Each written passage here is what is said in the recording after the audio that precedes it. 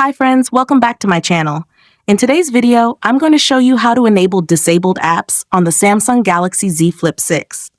If you're new here, don't forget to subscribe and give this video a thumbs up. Now let's dive in. Step 1.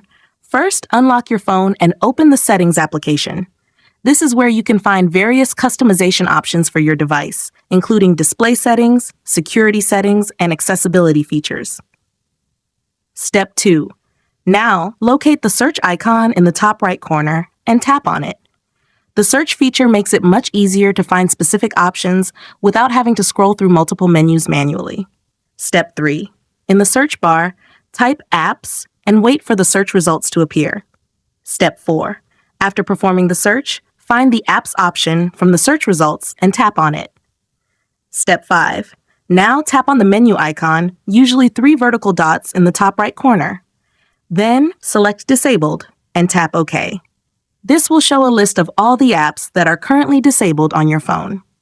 Step 6. For the last and most important step, choose the app you want to enable, tap on it, and then tap the Enable button at the bottom of the screen. The app will be immediately restored and ready to use.